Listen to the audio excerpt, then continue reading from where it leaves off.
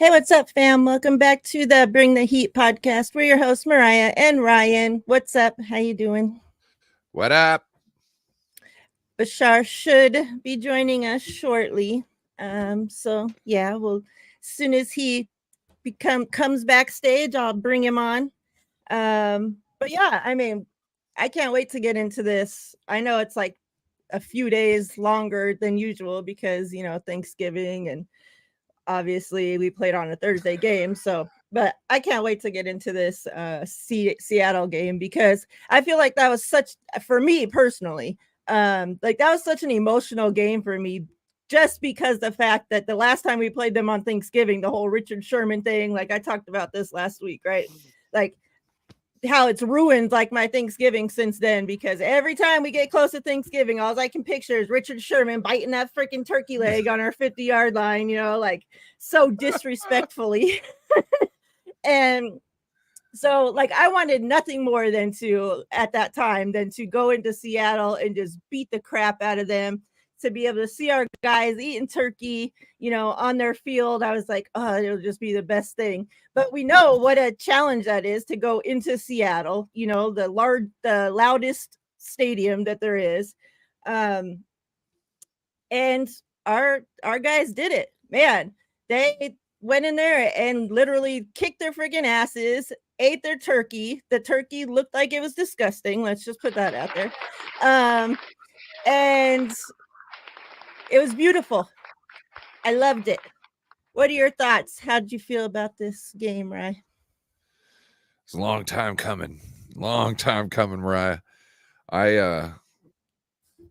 The next night I did a after party show, or like a Friday night. I would do the Friday night shows, and I just made I think I probably showed it to you. I made it look like a movie trailer for Highlander. Essentially, I had George Kittle strung up there and lightning coming from his palms, and it was Turkey Lander, the final harvest, because it was like we needed to get that bad juju off our backs and be able to start a new path towards success. And where did they go after they ate our turkey? They went to the Super Bowl and they won. So is this one of those things that we got the bad juju off our back and now we can go and we can win? I don't know. Yeah. It all depends. This little step of it felt damn good. I know that. Yes. The next step is this Sunday against the Eagles. Yep. Now they're down some people, but that still doesn't matter. You kind of got a gist of what they're at. Also, the playoff team is going to be a better team anyways. Farther down the road, better in sync. So this is the test for right now. This is the step for right now. Yep. Let's say what's up to some peeps in the chat. Debbie Ryan. We got the matriarch. Oh, I was coming back to Miss Debbie. I already had clicked. Oh, okay. I'm starting at the beginning. Don, we got Don in the house. What's up, Don? The one, the only, Miss Tanya. What's up, sis? Tanya. We got Jess in the house. All right, Miss Debbie. She says, blessings to everyone joining on this thankful Tuesday. I hope everyone had a pleasant Thanksgiving. Please remember to hit the like and subscribe if you haven't already. We appreciate Miss Debbie. And for those that aren't aware and maybe not subscribed to all three channels, Bashar and Ryan's channel is linked in the description of this video. So if you're not subscribed to them, please go and do that. It's greatly appreciated. We got Joel in the house. What's up, Joel? JDLR, what's up? Hey, Chrissy. 49 Live, I haven't seen you in a while. Hope you're doing well. Alberto. Bebopperoni, pepperoni. Bebop in the house. Let's see what Miss Debbie has to say. I'm so pleased to see our men in red and gold savor that turkey on the Seahawks field. Beautiful to see those Hawks wings get clipped. I agree, Miss Debbie. It was And the better thing. looking uniforms too. The Oh way yeah. better looking uniforms. We got McNiner in the house. What's up? What up, David? As Miss Debbie said, I hope everybody enjoyed their Thanksgiving. I hope, you know, the Seahawks win brought you all as much joy as it brought us. I can't wait to hear once Bashar joins what he has to say about it.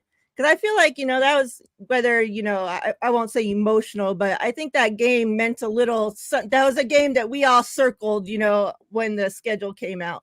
And obviously, we'll get into this next game, but I have a feeling these back-to-back games are the ones that a lot of people circled.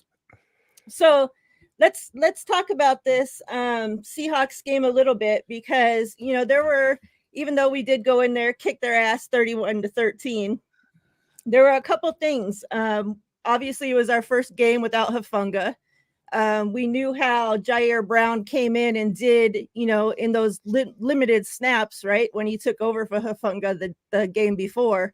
But nobody knew how he's going to do full game starting. I don't remember, honestly, when I went to go make the notes, I'm like, I don't remember even hearing his name the entire game, it felt like. So, obviously he wasn't doing anything wrong if we didn't hear his name blasted over the feed. So I want to get your thoughts, pretty much on Jair Brown. And also I want to kind of talk about Steve Wilks, because going into the bye, there was a large portion of this fan base. I'm not going to say content creators, but just people of the fan base on social media that were wanting Steve Wilks to be fired over the bye.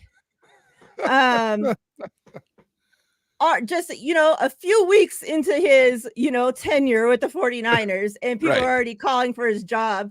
It's not like he got promoted from within the 49ers. Like, he's new to this team, new to this defense, new to these players.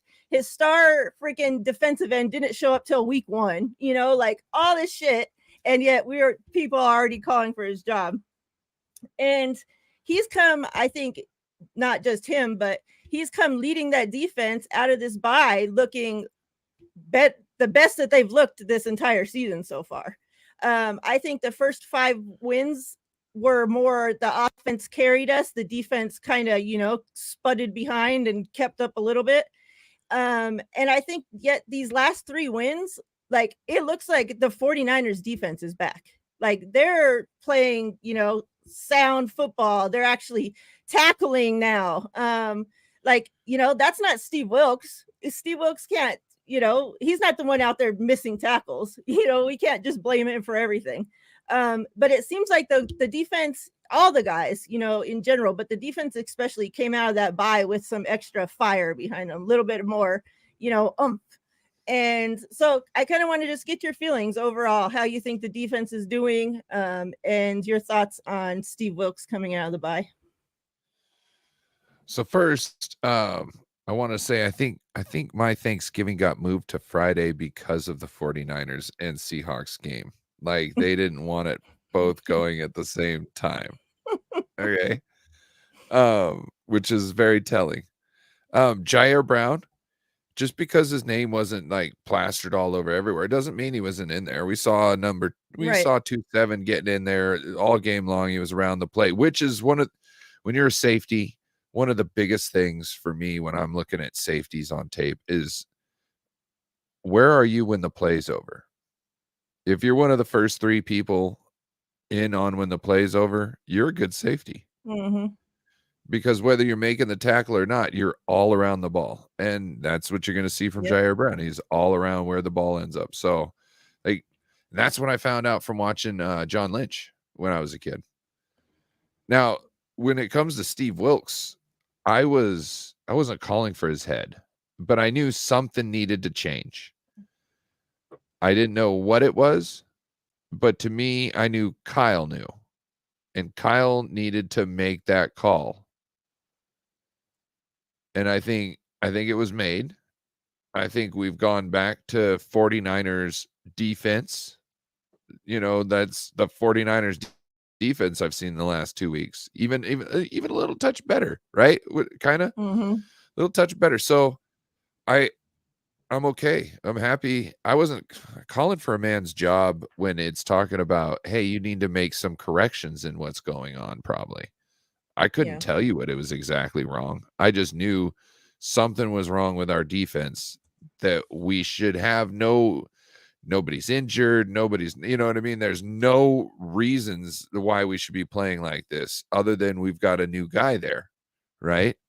Yeah. So somebody who's been there before needs to take a look and realize what's going on in the situation, change it, and then let's get back to things, which has happened. So as far as the 49ers state of affairs, I think we're doing great as of now, but who knows how things could change week to week. Yeah. I mean, I don't think the Eagles thought they would be staring at this game minus a Fletcher Cox. You know what I mean? So, Right. yeah. So who knows going forward? But right now, I think we're doing great. Yeah. One thing, that Steve Wilkes had said when they questioned him, I think it was maybe right. I don't know if it was going into the bye or maybe right after the bye, his presser. The race, there's a race going on right now. Zoom. And you hear the cop. You heard the zoom. Now the cop sirens lit up right after. So that's interesting. Oh, here we go. So one of those pressers, they had to ask, Steve Wilkes, like about his confidence or, what he had to say against the people that were, calling for his job and all this, we're talking negative and whatever. And he had said, sorry guys. Man, you guys need to invest in better cars for your cops. I mean, it took them way too, we can still hear them. They need better cars. It took them a lot longer to get here than that. Right? That freaking car is already gone. That car was already good. You're Already not on the catching strip up. by Just now. turn your lights off. Turn your lights off. Go get something to eat, homie. You know what I mean? But Steve Wilkes had said that he said, I'm built for this. And that's something that kind of stuck in my head because I'm like, he knows, obviously, you're taking over the number one defense he was coming in to take over from last season, right? Like, and I talked about what the expectations going into the season. Like, it's hard for a guy to just walk in and be able to keep that defense at number one. Like, we can't just expect that there's not going to be things that slip. Like, he is changing up some stuff, like he has to figure out what's going to work, what's not going to work, all this stuff. And, he had said, like, I'm built for this, and that he had confidence things would get better. And I guess he wasn't lying. Bashar, what's up? Hey, what's up? Sorry, had a lot of stuff to do today, but I'm here. Better late than never, buddy. Thank you. Right now we're showing up there, bud. We were just talking about the defense and talking about Steve Wilkes, how, going into the bye, there were a lot of people that were calling for his job, and he's come out of the bye, and him and the defense has completely, turned itself around. So if you wanted to kind of get your thoughts on the defense, maybe on Jair Brown taking over for Hufanga, just how you think their overall performance was. Oh yeah, I was really bummed out when Hufanga got hurt. He's one of my favorite players, so sucked that he had to go down like that. But we were fortunate to have drafted Jair Brown. He's only started in one game so far, and I didn't really notice him too much during the game. But again, if you don't really notice him messing up, then he's probably doing a decent job. That's exactly what I said. Yeah, so that's that.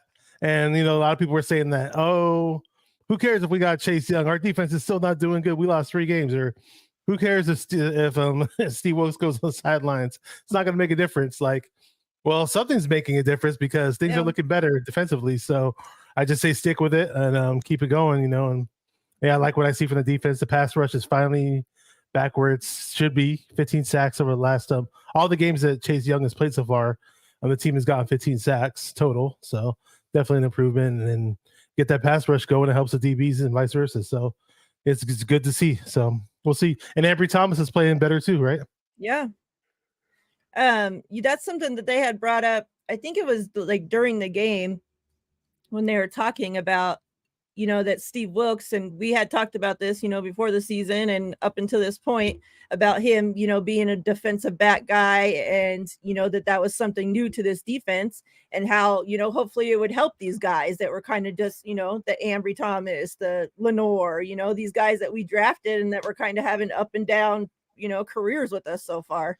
And it seems like, the back end's actually growing, like to see that Ambry was he was like on the last leg almost off the team. And now Facts. he's starting outside corner opposite, Tarvarius Ward. Like, I don't think none of us expected that. Right? Like, that's awesome, So, and I think obviously Steve Wilkes has a lot to do with that. Bashar, we had also talked about, just this Seattle game overall and, kind of the feelings that you had, during the game, us going in there and kicking Seattle's ass, obviously watching our guys, be able to eat turkey and get back against the Seahawks for what they did to us with Richard Sherman.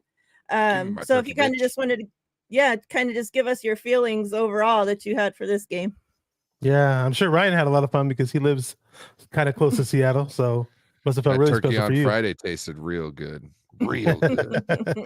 Yeah, well, CMC was talking about how, oh wow, the turkey was still hot, and you said like it was still hot when it was on the field waiting for them, and kind of funny. Love the way Kittle ran off with the turkey. That was hilarious. Yeah. But to start off the game, I mean, Purdy with this offense, man, it runs like clockwork. That's why Shanahan stood up and said he's a real deal, and that's why he was so confident to pick him over. We had Lance, and obviously Darnold wasn't going to start, but some people were like, oh well, why is he just naming Brock Purdy the chosen one right off the bat? Well, this is why. I mean, his offense runs like clockwork when freaking Brock Purdy's taking snaps under center, we just boom, boom, boom, boom up the field on the first drive. We lead the NFL in scoring on first drives. I mean, that says a lot right there. Yeah. So it's great to get off to early starts in games, even on the road. We do so. It's really fun, and obviously got CMC in the mix. You got Debo and Trent Williams making blocks, and Kittle and Ayuk, and it's always fun. Oh, it's a cornbread for Brock, huh? What was that they asked? They told Bosa, oh, we got turkey here, and we got some spaghetti. He's like, oh, I don't want to eat any carbs. I just eat meat. And he didn't even grab a damn piece of the turkey, so whatever. I don't eat carbs after the just meat. I don't want to eat after the games. Like, but it was a lot of just taking one freaking bite. Like, what's that gonna hurt? I mean, we mentioned them Ambry Thomas. We mentioned Ambry earlier. He got a nice interception. I believe it was in the first half, if I'm not mistaken. Unfortunately, we didn't capitalize. I want to capitalize on these interceptions. Yeah. I want to get touchdowns off the interceptions. We didn't even get a field goal. So no way. What? You want to capitalize off a turnover? Oh, yeah, geez. Man. Well, remember Steve Wilkes was saying something like he wants the team to get like touchdowns off of interceptions, like he was saying that in training camp. We're getting tons of interceptions. We haven't necessarily got the pick six yet, though. Maybe in Philly, you never know. But yeah, it was just a really, really fun game. The pass rush was what's funny? It was like a very hit or miss pass rush because we got the 6 sacks and like everybody was joining in at the same time to get the sack almost. It wasn't like a sack by one guy, and everybody was just swarming to get the sack, which was cool. But there are a few little scary moments where Geno Smith was winding up to throw the deep ball, and he had all day to throw it, to wind up to throw the deep ball. And we had that little scare, he's throwing the DK, and either the throw would be off or Mooney Ward would step up. So, hats off to Mooney Ward. We all know he had a good game, and DK usually kills us, but not this time. It was just a really fun game to watch. I know we got that little slow down part of the game, but then we had that really, really nice throw to from Purdy to Ayuk, and it was really nice. So a lot of fun. Yeah. Let's say what's up to John. Says what's up, friends. What's up, friends? We also got NorCal Bill in the house. It's been a while. Good to see you. What up, Bill? NorCal Bill. I feel like I have to say his name like that. I don't know why. It's like a country. One of us is in. You sound like you're a country twang in your voice. Yeah, I forgot to talk about that, and I'm glad you reminded me and brought it up that Tarvarius Ward locking down DK. Like that matchup is one that I look forward to because over the last how many ever games since we've had Tarvarius Ward, what is it? How many times have they played each other now? 3 3 no years 4 worth? times 4 times. This is the fourth, yeah. That's the fourth time they played, yeah, but since we had Tarvarius Ward, yeah. Yeah, and it's always, they're always going back and forth. Like we've seen them, get chippy at each other in, previous games. But Travarius and Ambry both, man, they pretty much locked up their wide receivers for the most part. Like, I was like you talked about when Gino would wind up to go throw deep. Like I'm like, like I was so scared that we were going to get pass interference. Like every time, like that's my biggest fear because I'm like, like, I don't want them to like Ambry panics and then, does something that he's going to get pass interference for, or, something. Not just necessarily him. Tarvarius has gotten it, a couple times too. But they were great. Like you said, Ambry had the one interception. He had 2 passes defended, and Tarvarius Ward, they have him down with 3 passes defended. So, it's Seattle's wide receiving group is not no chumps, like they're good. No, And they have really good wide receivers. Yeah.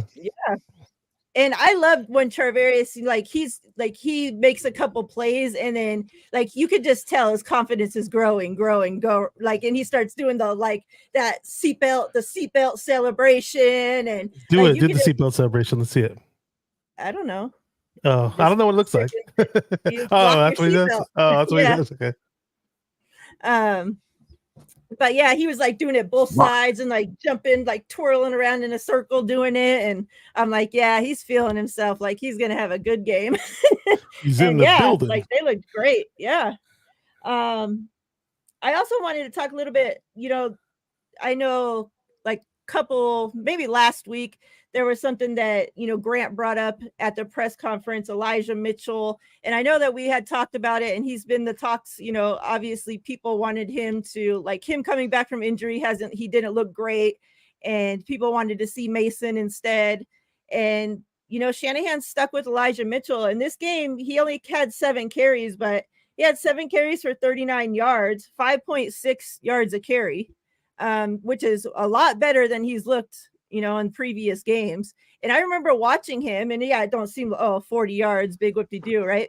But I remember when I was watching him, I was thinking he's looking a little bit more like his old self, so hopefully he's getting healthier and continues that trend and not, the other way around. But I feel like I talked a lot of shit about him and I feel like, he's kind of coming back into his own. So I said, hopefully he continues that. In the Bucks game, he looked like his old self too. He didn't have the ball that many times, but each and every time he did get the ball, he capitalizes on its opportunities. So it's good to see him get that burst back. He looked like he slowed down a bit at points of times this season. So we'll see how he carries out the rest of the season. What's up, Dion?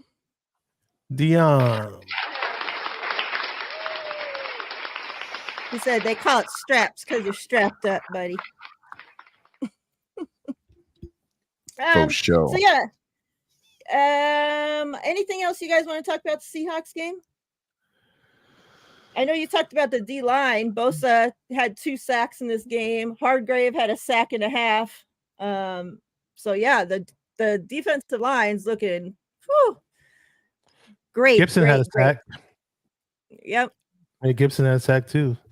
Gibson's so underrated, I swear. One thing I wanted to see was Ray's kind of nursing an injury. He ended up putting the ball on the ground at one point. How about it? He was taking some hits out there. How about we just fair catch in that situation? Just send him out to fair catch it and then let him come off the field without getting beat up and wait for him to kind of get 100% so he's not thinking about an injury while he's about ready to make a catch.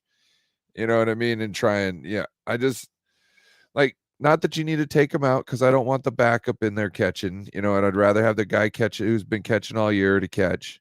Just fair catch it. Did we really need to get those extra 2 yards that you got beat the fuck up? Yeah. Or 7 or, I hate when he runs it out of the end zone. It's like he runs it out of the end zone and then only gets to the 15-yard line. It's like, Yeah. why?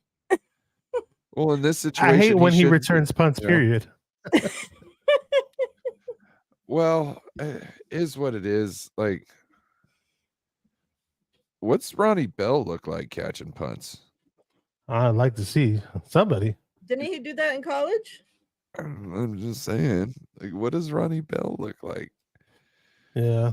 At least our punter's doing pretty well. Mitch Wisnowski, right?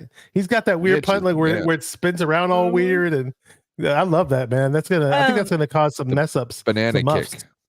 Yeah, the broadcast was talking about that, how, like when you're back there and you see that and that punts, the ball's coming and that it's spinning like that, it gets in your head, as the guy that has to catch that, like, oh shit, this ball's spinning in an awkward way. They start getting in their head. So not only does the ball hit their hands awkward, but then they're in their head on top of it. Well, and not just they that. said that's an advantage. If you call a fair catch and you muff it, you're screwed. Yeah. But if you let it go, then it can be down Let it wherever it go. falls, but it can go. You know what I mean? So Mhm. they're having to come up with, do I want to catch this ugly ass kick? You know what I'm saying? And They our guys have done pretty good, like downing it at the 2, at the 1. They've been great. Oh yeah, the punt team's excellent. I just don't Yeah. like the kickoff coverage team. I think they're terrible. What are we doing? Yeah. If you can get the punt team looking like this, why can't you figure out kickoff? It's really not I that don't know. difficult. Kickoff. Yeah. Holy Jesus. Stay in your lane. Stay in your lane, You bro. better stay in your lane. Stay in What's your up, lane. Corona? What's up, David Corona? Mitch, Jake Moody was 1 for 1. He had a 32-yarder. I mean, this last month he's done great. He's For made David every Corona. extra point. Is that the new And- Outcast album that you're playing there with the flute? Sorry. Reminds me of the new Outcast album. No, Sorry. Outcast. Andre 3000. Andre 3000. That's Titanic. His whole album is all flute instrumentals and nothing else. I heard it was instrumental, but I didn't know what. It's all flute. Yeah, there's no words. Vocals. Nothing. Just flute Okay. instrumentals, like check it Kenny out. G playing the flute.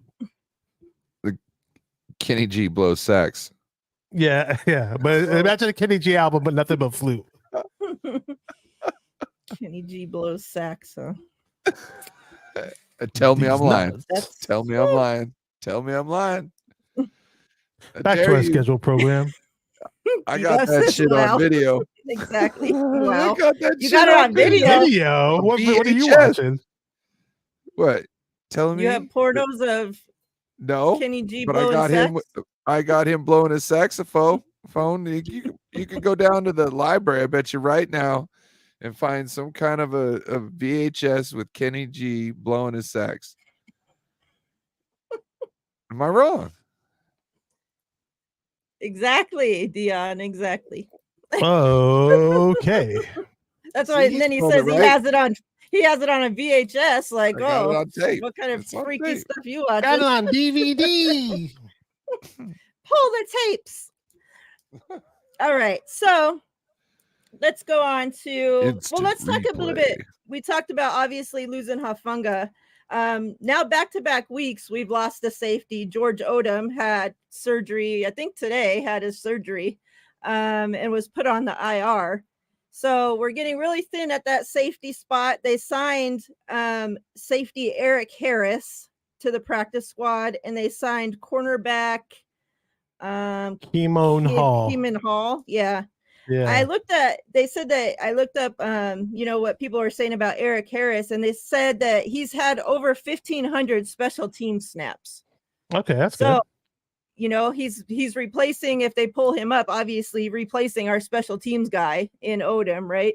So it's nice that we're able to find a guy that's actually has some, hopefully can help us a little bit there. Obviously we're not wanting to see him start by any means, right? But if they can pull him up from the practice squad and they, he can fill in on special teams, like I think that's exactly what we need from him. And, And you know, and he's a vet. He's like 33, yeah, I think. 33. Yeah, he started over 43 games in his career, and he had 2 pick sixes for all it's worth. So, there's one clip of him rocking the living daylights out of Robbie Anderson. Yeah, he's a hitter. So I mean, he's a good guy to have on special teams, and you know, veteran guy. So why not? Yeah, that's. I don't know about the Hall guy. I didn't see too much. He's younger. the guy, Keelan Hall I didn't know much about, but Eric Harris, I know a bit about because he's got some crazy story how he fought to get to the NFL, was undrafted and went to the Canadian League, and he's got a pretty crazy story how he made it to the league. Yep. Keelan Hall says he's 26. He was undrafted to the Chargers in 2019, and then 2019 to 2020 he was on the Vikings, and then like just a practice squad going, and then 2020 for the Saints and the Cowboys as well, and then back to the Chargers from 21 to 22. So yeah, I mean, it's a slim pickings at this point in time this season. Yeah, people they're throwing out a bigger quote unquote name like Jason Verrett. People are like, no, he gets hurt all the time. Well, if you don't get him, you're gonna get somebody that you never heard of. So it is what it is. Well, what's going on with Jason? Because last week Shanahan said, over the bye, or no, not sometime, that he had said, we're planning on signing Jason Verrett, and then yet he hasn't signed. So I don't know what's going on with that. I think they had to change the plans. I'm pretty sure it's something about the physical, maybe. Because after you say you plan to sign somebody, right? Then the next thing is the physical. Maybe the other thing is money, but I don't expect him to be like, no, I want this much money, and the Niners are like, no, we can't. You know what I mean? I expect them both to be understanding of what the money is going into this. You know what I mean? Well, it just always seemed weird to me that Mike McDaniels, obviously he's familiar with Jason Verrett, right? That's why Jason Verrett was in Miami. For him to just release him, or, to cut him off the practice squad and stuff, it's like, well, why? They don't have near as much talent as we have. So it's like, why would they release him, and yet he's not good enough to make their team, not even good enough to make their practice squad, but all of a sudden he's going to be good enough to come back here and make our squad? Like, I don't know. Like, I always thought, like, why did Mike McDaniel just all of a sudden release him? Yeah. Like, if he was doing something good, or he was healthy and they could actually call him up and he could play, you wouldn't just release the guy. It's like Shaq Leonard. Like, that's a weird situation, too. Oh, it's because of his contract. I'm like, oh yeah, really? No, his play had declined. Yeah, he had some type of injury, didn't he? Yeah, he had a back. He had like back surgery and 2 foot surgeries, and they said that the scheme, like this, he can't play in that scheme. His play this season has been shit. But he met with the Cowboys today, and he's meeting with the Eagles tomorrow, so that'll be interesting. It's like the Eagles signed fucking everybody, I swear. They do. Let's talk about them Eagles. It's finally Eagles week. The 49ers and the Eagles been talking shit since we met with them last season and didn't have no quarterback and all this shit. Obviously they asked Debo in his press conference yesterday if he regrets anything he said about the Eagles and about saying that Bradbury's trash, and he said he regrets nothing. And then AJ Brown tweeted to tell Philly fans to all troll Debo. So they're still going back and forth at it. But it seems like for the most part, the media they asked Ayuk about it as well, about the trash talk. And it's, for the most part, they're saying like, well, that was last season, we're trying to keep this season to this season. Obviously, for the fans and all that, we all think, obviously we're taking last season because their fans were freaking disrespectful as hell. Like, remember back, and we talked about this when it happened, but it's been circulating again this week, that video of Fred Warner's wife talking about how when she went to the game and the Eagles fans were pieces of shit to her and cussing at her and all this shit. And Fred had even told her, like, don't wear any 49ers stuff. And like, that's fucking sad. Like, you can't even wear 49ers stuff because you're scared that you're going to fucking get harassed. And she just had a red purse and still got harassed anyways, you know?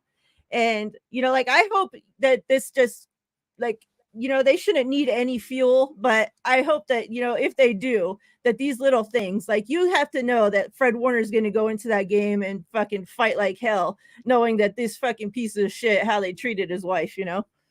Yeah, he's gonna be pretty juice, I bet. Yeah, totally forgot about And that angle. It's good that Debo, you brought that up. yeah, and Debo, like, you have to like, they're gonna want to play against, because remember last season after the game, Debo and Ayuk had both said it sucks that we didn't have our quarterback because we had a plan on how to be able to take full advantage of Philly's corners, right? Remember that?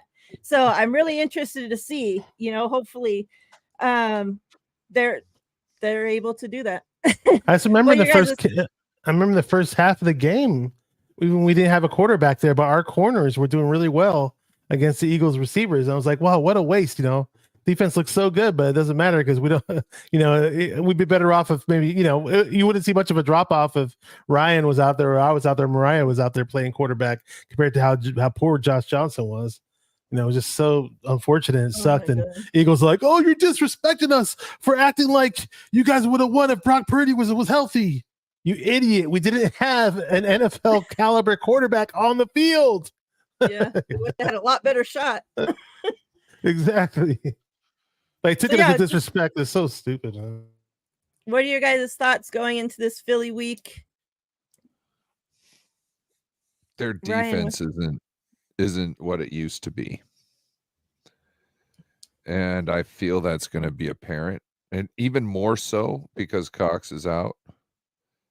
They also got another guy, Williams, who's out, who's, I believe, their run stuffer. He's got like over 300 snaps so far this year, which it seems like he's their big guy in the center. So he's not like there's not many opportunities for him to play, but it seems like when they can, they use him all the time. So that's going to be a big thing, especially against us who like to run. So I think we might have a better game than we will in the later on down the road in the playoffs. I think when they get their Fletcher Cox back and Lane Johnson isn't injured or still injured or getting over an injury. Yeah, he was injured right before last game, but he played. But they said during last game he did tweak his injury, so he's day to day. And like, sure, he's going to go out there and try and play his best, and we've seen that. We've seen Trent Williams do that. And what did Trent Williams do?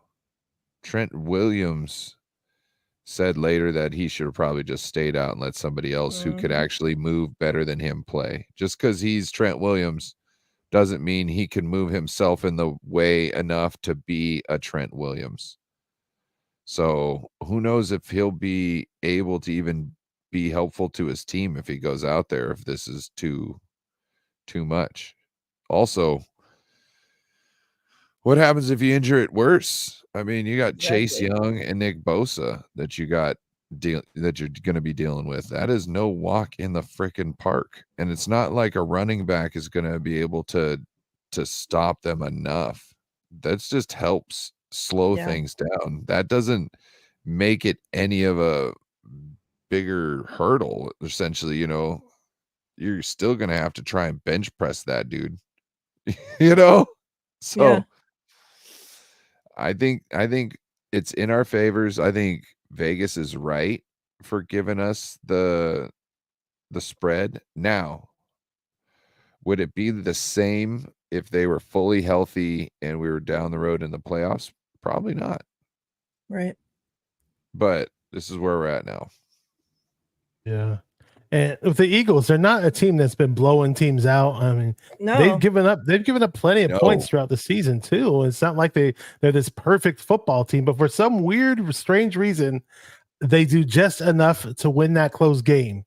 And they don't make the mistakes that cost you to lose close games. So I don't want our game to be close, is what I'm saying. Even though I think it might be close because we're playing a tough team, but I just hope we just at least have a 10-point gap somewhere or another when it's winding down towards the end. And I want the referees to get involved. And we did a pretty decent job, at least, of cleaning up some penalties last week. We only had 3 penalties. That's pretty good for a 49er game, actually. A lot. So if we can at least we could keep that up. And hopefully Kyle gets his bag this game and he outcoaches the shit out of that annoying prick who Philadelphia fans says he's the embodiment of Philadelphia. Fucking and we whatever can't that dickhead Nick Sirianni, whatever that fucking. I want to see that guy. Punch him. I want to see him lose his shit on the refs because nothing else is going right. So he wants to just blame the refs for all his hardships. Good. And that's what I want to see because I want to see that little bitch come out. I rewatched that play where Trent Williams grabbed that guy. Was it number 42? And they just went bam and slammed into the ground. Yeah, they made an NFL Blitz version of that. That's our embodiment. Yeah, exactly. The silverback, boy. Oh, can I say something real quick? I'm sorry. Before I forget, because I'm a stoner. I'm a stoner. Hassan Reddick, right? Talking all this shit, right? He's still coming up the field like he doesn't respect the run at all, right? Okay, cool. So how about early on, we let him do that shit, but we send Trent in motion and let's just pancake the shit out. Let's make him have to put his head on a swivel anytime he gets deeper than the tackle. You know what I mean? Let's figure something out. Let's put that bitch on his ass. I'm sorry. Like he's the one sitting there saying our guys won't stop crying, followed by him fucking crying. Like, just saying, it doesn't make no sense. The boo-hoos, they got the boo-hoos. He needs a come to Jesus moment, right? Right. They said I saw one of the comments said our guys once they score touchdowns, their celebration should be that like where they're crying. Yes, I've seen that too. Yeah, why not? Like, I'm not a big one for like talking shit really during the game. I don't want anybody to get their dander up and want to, give them any sort of more of something on me. I just want to continue just to smack them around and break the morale. Hey, if Hassan Reddick is going to play that, we should have scouted Hassan Reddick a bit better last year because we would have, like that one play where unfortunately he hit Brock. We could have blocked him completely better because he doesn't respect the run. He just goes straight to where the quarterback is. We can run some freaking dives up the middle with CMC then and take advantage of that. I think, but we'll see how it plays out. It's going to be a lot of fun. Let's run that same play. Let's run that same exact play, except Trent Williams goes in motion to kick out the end. But Jalen Moore in at left tackle. And then whatever. I don't Trent Williams in at tight end. I just want to see air underneath his feet and Trent Williams like finish the clean. Speaking of the offensive line, Burford is back at practice. What do you think about how Feliciano did? Because it seemed like our running game was actually able to run to the right side last game when Feliciano filled in on the right side. And that's something that we, normally we can only run to the fucking left. So do you think that they're going to end up splitting snaps with Burford and Feliciano? I'm not sure if they're going to split them up. That'd be interesting. I know they were saying something like said that he was planning on it. Oh, you already said he's planning on it? Yeah. And I heard something that Feliciano, due to the fact that he's been in the NFL longer, he's been in NFL weight rooms longer, is a bit stronger than Burford. So maybe that's where it helps in the run game. And Burford did build himself up this offseason, but that, looking stronger is different than being stronger. So I don't know. Whoever the best man is, just throw him out there, in my opinion. I know I'd love to develop Burford because he's a younger guy, but if Feliciano's a veteran and he's doing a better job, especially in the run game, I'd rather have him out there. Hey, it's win now, right? We can't have a Trey Lance out there, so we don't have time for Burford. I mean, really? Burford had last season, and you know what? The big difference is the penalties. Burford gets a lot of penalties too. Yeah, That's what I'm in saying. costly freaking moments too. Mm-hmm. He's not And disciplined. Feliciano, he did good when he filled in on the left side, I think too. Yeah, I'm down. Like he's been solid filling in for us. He might be a better version of Brunskill if you think about it. He could play. He's played every position on the offensive line except for left tackle, I believe. Yeah. I think we got a good system that makes average guys a lot better. Because like I don't know, it's like even when they're one-on-one, all of a sudden they can actually do shit. You know what I mean? It's like, what is going on? Like the defensive line, all of a sudden they've been getting miffed by how our coverages go. You know, and then all of a sudden they get one-on-ones and they're like, what do I do here? I guess I'll just go straight forward. Oh, this isn't working. You know what I mean? Like Kegel's defense is 31st in the see? Yeah, they could be scored on. They're not as fierce defensively as they were last year. We need some Purdy to Ayuk action. Yes, sir. We need some Purdy to Kittle, Purdy to Jennings, Purdy to Debo, Purdy to CMC. I want it to be a Purdy party. Well, I think he's going to be juiced and psyched up because he got knocked out of that game and he's pissed off and he wants his vengeance. My deadliest combination, I think, would be Purdy to CMC, Purdy to Ayuk, Purdy to Debo, Purdy to Kittle. And after that, you can go anywhere. They're fucked. You know what I mean? There's too much going on. You're screwed. Doesn't matter what down. Like I've been noticing our short yardage Debo plays. They're not necessarily working, you know, like our Debo screen and this and that. They're not really working. But getting him open in the gimmick, that pays off. That pays off well. You know what I mean? So yeah, just wait, guys. Keep waiting. You guys keep Debo. Love saying that. Hey, Eric. I have a feeling. I appreciate you coming through. Yeah, shout out to Eric.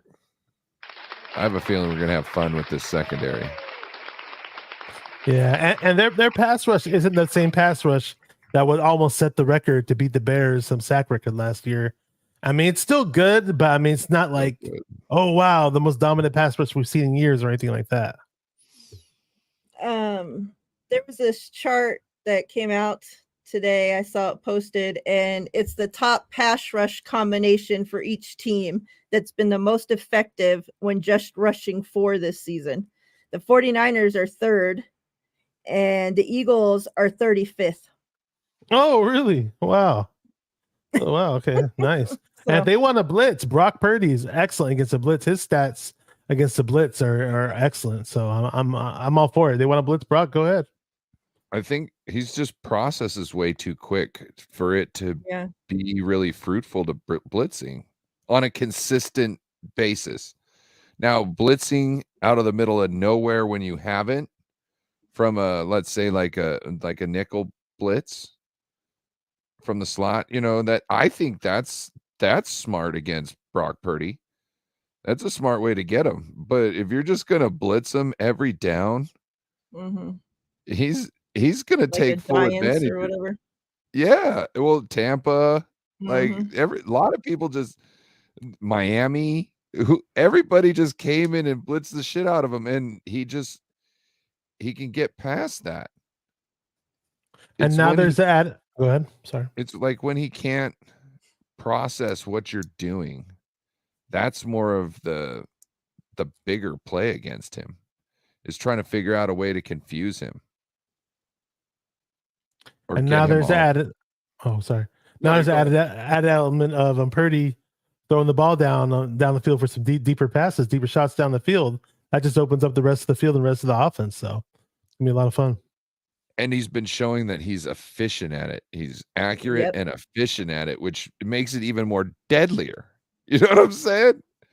It's not like, oh, well, it's a 50-50. It's like, no, if he's letting it go, that's almost a sure thing. Yeah, it's a 70-30. And that's 70-30 is really close to 100% when you really look at it.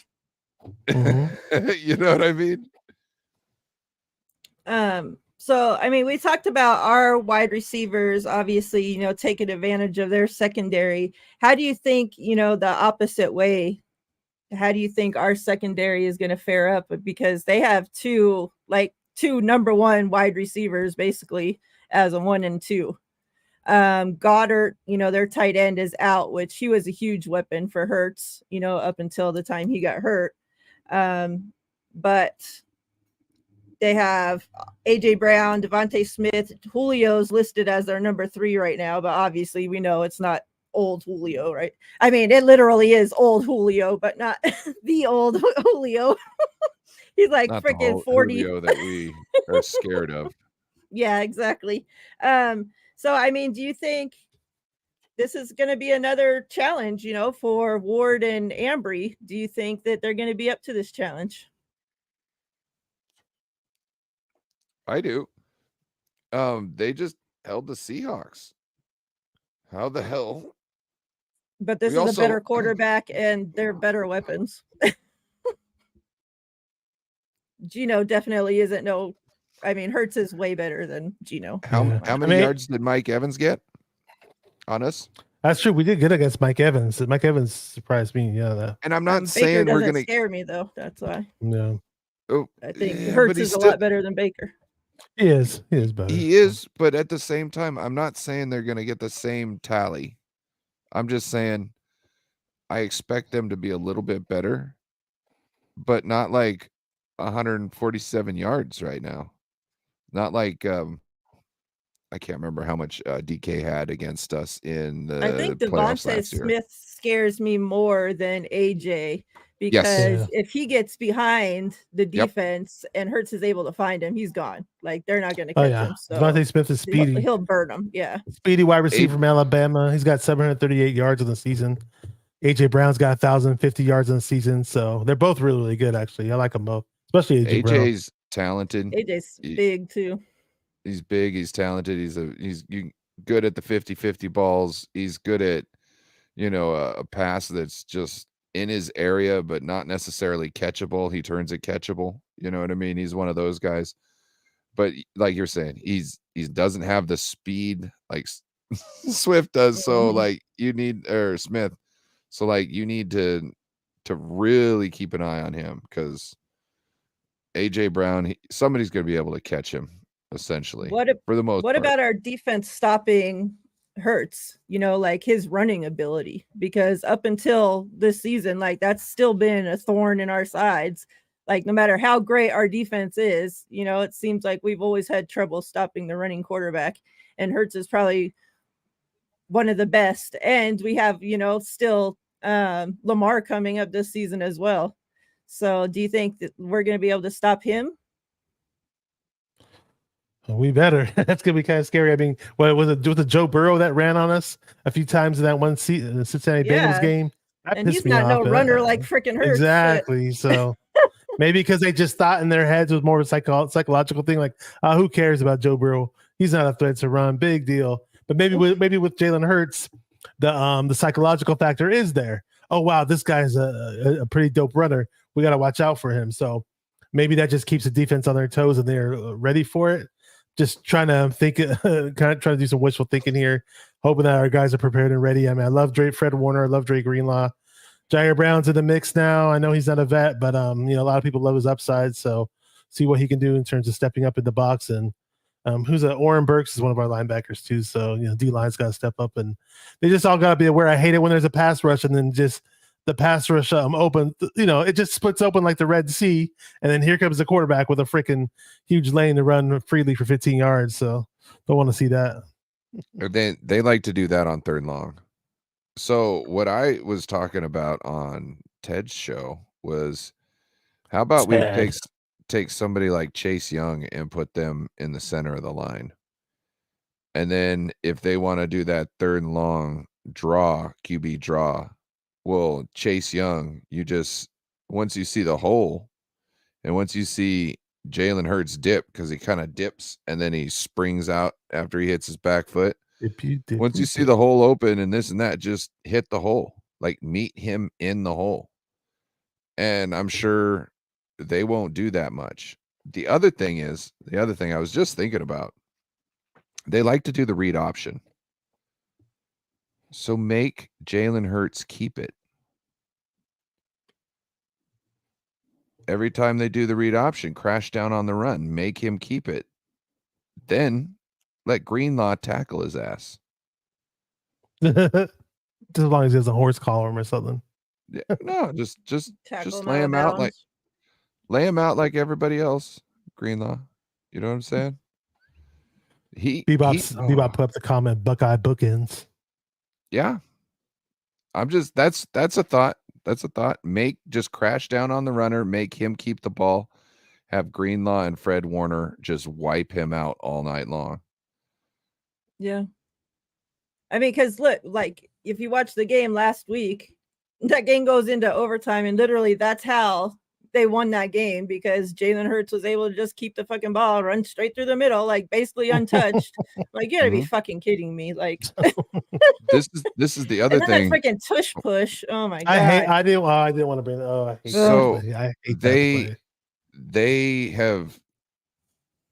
they've stopped calling so many design runs, as far as I know, for Jalen Hurts. Not that they don't, but that they try to, because he scrambles and does other things, that they try to lessen those up. So if you're making him keep the ball on those or not the RPOs, but the read options, that's hopefully should cut down on some of the other runs that they want to call at other times. Especially if he's banged up a little bit from getting hit from Greenlaw. Mm-hmm. Well, and he's been nursing a knee injury. I think knee injury. He keeps saying, like he said a couple of weeks ago, he didn't want to talk about it anymore when the media asked him about it. But during every game, they zoom in on like his leg to see if he's wearing a brace, and he's been wearing it every game so far. So yeah, we'll see if maybe that. I mean, it hasn't seemed to slow him up too much, but maybe that has to do with the reason why they're not trying to run him as much either, because he can't. Yeah. And if you're always going to meet him in the hole with somebody, I mean, I wouldn't want to put my quarterback in that situation. I'd rather him take a sack or throw the ball away. Right? Yeah, Swift too has been pretty damn good this season. Yes, that's the other thing. Like, I feel like their defense got worse, but like that addition of Swift, like I can't believe like the NFL let that fucking happen. DeAndre Swift, all 5'9" and 215 pounds of him, and he can catch passes. Yeah. Well, you know what? No, I'm looking at his career stat line. I remember him on the Lions. He's actually having his best season this year. It's not like he tore up the league last year. They used him as a receiver. Well, he's more of a receiving running back out of the backfield a lot. Yeah, and he was nasty with it. He cooked us in week 1 2 years ago. 2019 season. Yeah, he tore us up. Was it 2019? I think it was before Hang that, on. right? One of those seasons we had Jimmy. I remember Jimmy played the game. Well, actually, we it was had Trey Lance's rookie year. Yeah, it was Lance's rookie year. So 2021. Yeah, 2021. Hey, throwback. Where did we go back? This is a throwback.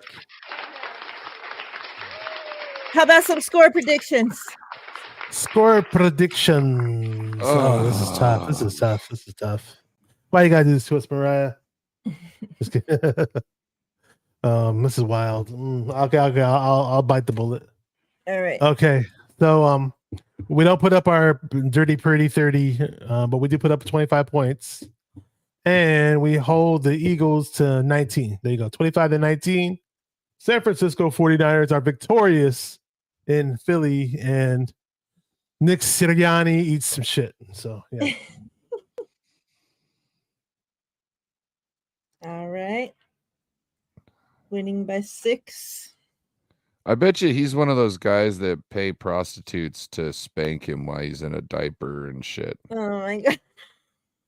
He'll be caught in some scandal in the next 5 years, so his name will come up somewhere in the headlines. Dude, I'm telling you, deep down inside, he's a piece of shit. There's something. I mean, look how squeaky clean Harbaugh was, and look what he got caught up in. You think Nick Sirianni's not gonna get caught up in something? I don't know, Oh, man. that guy is a sleazeball. That's why he's so loved in Philly, man of the people. Yeah, he's just like them. Sleazeball ass. He's the embodiment of Philadelphia. Shout Not out to only the are we country. Are we playing pain in the ass back-to-back teams, the Seahawks and the Eagles, pain in the ass fan bases back-to-back, but the coaches too, the gum chewing fucking asshole in Seattle, and now this freaking punchable face in freaking Philly. Like, oh my god! You hating on the man in the geriatric home. I'm not sure if I brought this up to you guys, but Raj brought it up to me. How Dre Greenlaw had to hate some Pete Carroll. Because when they met in the pre-draft process, Pete Carroll had to stick up his ass and he wasn't listening to the Greenlaw and he kept chewing his gum and was like, okay, whatever to him the whole time. And Greenlaw had his sights set to like beat Seattle's ass like all throughout his career because of that. Hell yeah. Greenlaw's one of my favorite players. He's awesome. Ryan, what's your score prediction? I can't remember what I said on Ted, but I'm going 31-24. Right. We're gonna hold you to. I'm gonna go back on TED Talks and see what you said there. What was Ted's rating for Brock Purdy today? Oh, I don't know. I didn't ask him to rate Brock. He did say if Brock had a good game against the Eagles, he might say that Brock Purdy was elite. I guess I don't know. He still hasn't come around yet, or. I was like, well, I was also kind of like, well, what kind of performance is he gonna have? Because who says if they come away with the win that he had an elite performance? Exactly. I know it's really, really hard to find a 23-year-old quarterback to do the things that he's doing, and I'm happy with the guy and I'm proud of the guy and he's exceeded my expectations. So yeah. I feel confident going forward. Honestly. And it's hard to be down on a guy when everybody on the team except for the punter is taking a shit too. You know what I mean? You're talking about when we had the losing streak? Yeah, how are you supposed to get in a rhythm? And I'm not giving him a pass, but as far as it, being able to stamp things in a book, he's still a rook. So, you know what I mean? Like I give him more of a pass than I would like a Kittle or an Ayuk. I've been with the team longer. Yeah. You guys are vets at this point. You guys need to be handling business. You know it's acceptable. This ain't acceptable. Yeah. Exactly. I think we do get the dirty Purdy 30. I'm going 34-20. There you go. 34-20. You and Don Dotson had the same prediction in the chat. Oh, okay. There you go. See, Don? We know what's up. With 2 TDs on your ass. What else you guys doing this week? What we doing? On Friday, I'm going to be busy. Got TED Talks Ball at 3 p.m. on my channel and his channel. And with Raj, RSF 49ers, we're going on at 7 p.m. So got that going. Raj got one of his graphics used by the Pat McAfee show. Oh, that's right. That's right. Yeah. They use it on Pat Shout McAfee. out to Raj. Big baller. San Francisco 49ers. One of his tweets was on Pat McAfee show. Yeah. Yeah. Good for him. Awesome. He's a great guy. I used to have a show with him. He was just a big pleasure to do a show with. He's just a sweetheart of a guy and a hell of a knowledgeable fan of the 49ers. So agree. Roger's really nice. Yes. He used to live in Las Vegas too, by the way, Miriah. Yep. He's a Las Vegas guy. Yeah. I know. I got a show on Wednesday with Joe Stevens, 6:00 on Joe Stevens' channel. Joe Stevens. Oh, that's gonna be a fun one. Called The Rivalry. It's between it's about we also talk about the NFC West. So if you want to hear about what happened in the NFC West, also tune in. They get to rub it in his face about the Seahawks win, man. Mm-hmm. You should go on there with a big turkey leg. Yeah, go on there. It's not or one dress of those, up like a turkey. It's not one of those type of shows, really. We're friends, so we're pretty level-headed about things, Come on, make it fun. They've got us beat from the series to a whole bunch. They've got us beat on a whole bunch of stats. So we just need to. Well, that ain't chill. since you guys been doing shows with them. So Since you've No. been doing a show with him, you've kicked it ass. So Yeah, who but cares? to He can't be rubbing in tie shit the that happened record 20 years ago. to Hey, tie we the got record, Purdy I now as a think we need Seahawk killer. 5 years of sweeping them just to tie it or take the lead. So I'm just saying, just saying. So it's a good wholesome show.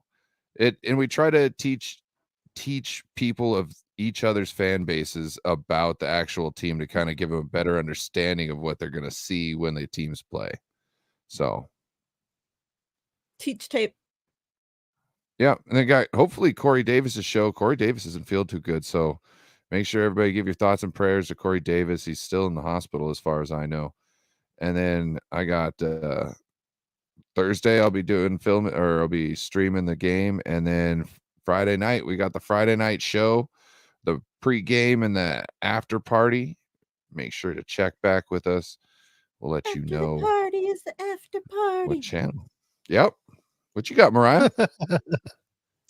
I got tomorrow, Wednesday at 2:30 Pacific time, me and TL. And then Thursday, 2 Goat Show, me and Steph at 3 Pacific time. The huge. You got a But guest? yes, no guest. Oh, Not yet. Not that I know of. I don't know no Phillies content creators, so yeah. Consider no, yourself no lucky. girls anyway. Yeah. And like probably- Ryan said, yes, please everybody keep Corey in your thoughts and prayers. Yeah, shout out to Corey. He's Pray been for in him. the hospital, so let's pray that he makes it home healthy. Prayers up. And yeah, you guys got any closing thoughts before we get out of here? Thank you for having me on. It's always cool to do the Tuesday show. Sorry for jumping on late. Just had some family stuff to do. I'm glad you guys still had me on, and it's been a lot of fun as always.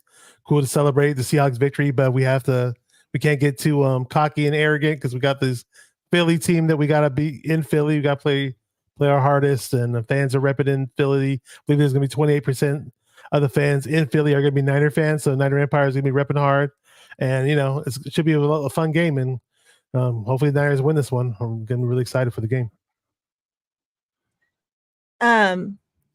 Since because remember Just we wanna had to thank take the a little chat. break because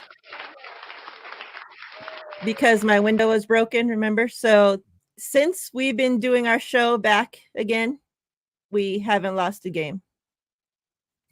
When we weren't doing our show, we Yay! lost every game that we didn't do a show. So you got your window back, huh? No. Oh, not yet. Oh, No. No, we that's just why it sounds we like just race keep cars doing in the here. shows. Just Yep. bite the We window. just keep on trucking yes, we with will. no window. You need to It's petition supposed your to be city getting for fixed faster in the morning, cars so we'll for the see. cops. No, Who we broke like my it. window? We like it that they keep up. Do you guys remember that growing up as kids, that Who Broke My Window commercial? Maybe I know I'm older than you guys, but not sure if they played it when you guys were kids. You don't remember that? It was with Mm-mm. Alfonso Ribeiro was in the video. You know who he is, right? So he was walking around. He's like, he's a kid walking around thinking he broke the window, whatever. Then he had to apologize and told the guy, like, I told the truth. He told the truth. It was a little commercial for the Mormon Church of Latter-day Saints. It was one of the funniest commercials growing up as a kid, though. Every time I hear about somebody breaking a window, I think of that commercial. That's funny. But yeah, like Ryan said as well, chat, we appreciate you guys. We had a steady flow of people in and out the entire hour that we are live, so it's much appreciated. Make sure that you guys are subscribed to all 3 channels. If you're not subscribed to the guys, their links are in the description of this video, so please make sure you go subscribe to them as well, as we rotate this show every week. So next week we will be on Ryan's channel, right? Oops. I think so. Next week is Ryan's channel, followed by Bashar, and then we start all over again. So make sure you guys are subscribed so you can find us every Tuesday at 6 Pacific time. Fellas, much love. I appreciate you guys. We're out of here. On a Tuesday.